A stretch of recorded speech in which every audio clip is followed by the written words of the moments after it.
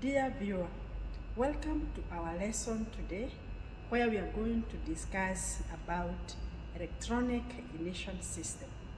I am with my producer Joel and we are going to take you through the electronic ignition system. Hope you are going to run, and when you run, share with others and also subscribe for further lessons. Karibu. The electronic ignition system replaced the conventional coil ignition system because that type of ignition system had its own disadvantages, including one, self-inductance, which was making the coil not to give us enough voltage to produce an intense spark that was supposed to burn the air-fuel mixture in a petrol engine. Therefore, the introduction of electronic ignition system. The electronic ignition system is divided into two. We have the distributor type ignition system and also the distributorless ignition system.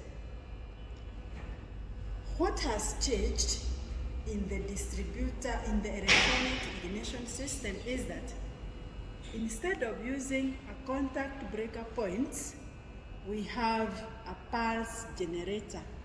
And therefore, in the distributor type ignition system, there are three types of pulse generators. You may have a distributor type electronic ignition system using the inductive pulse generator, like whatever you are seeing right now.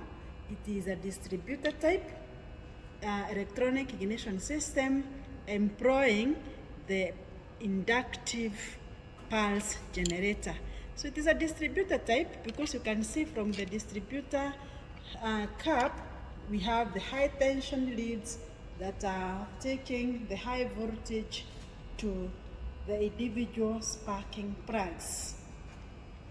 Then we have another type of a pulse generator known as the optical pulse generator, and I'm going to show you what we mean by optical pulse generator in this distributor type electronic ignition system.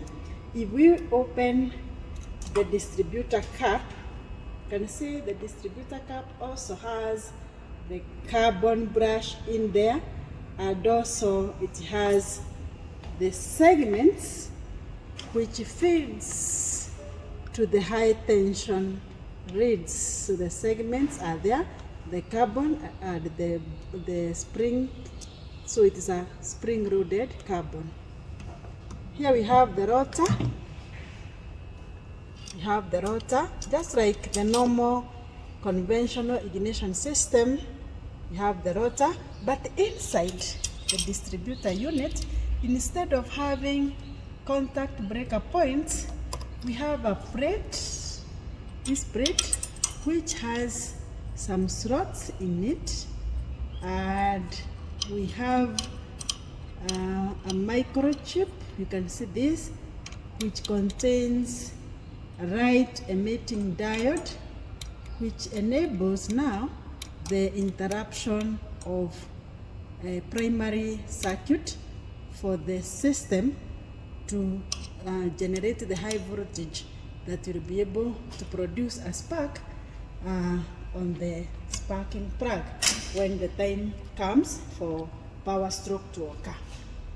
Then we have the third type of a pulse generator known as the Hall type, the Hall generator, or the Hall type generator. We don't have it right here, but it is the third type of an electronic ignition system using a distributor. From there, dear viewer, we have the distributorless ignition systems, and there are two in nature.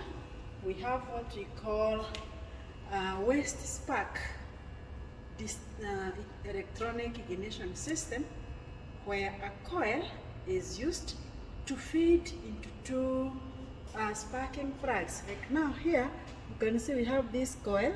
It is divided into two. This is coil number 1 and this is coil number 2. One coil is serving two high tension leads. The other one is serving two tension leads. And therefore, when this coil is able to develop the high voltage, it is going to produce two sparks at the same time. So it is going to develop a spark to spark plug 1 and a spark plug 2. So in case we are having power stroke in number 1, then the spark that goes to number 4 becomes a waste. And therefore, the analogy of waste spark analogy. Finally, dear viewer, we have the very recent ignition systems which we are referring to as coil. This is the coil on spark. Coil on spark. Therefore, coil on spark eliminates the need of the wastage of sparks because each spark plug is served by an individual coil. There are advantages associated with coil on plug, one of them being elimination of the high tension leads. There are no high tension leads in coil on plug.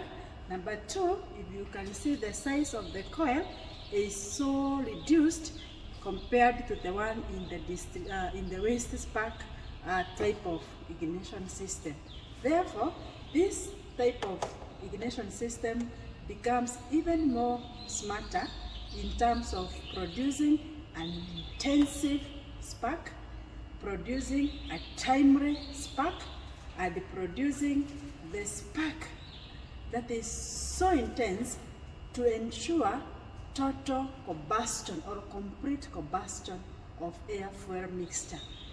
Dear viewer, that brings us to the end of our lesson today, but we are going to look into details of each of the ignition systems that I've mentioned. So therefore, keep on checking on the next production. Bye.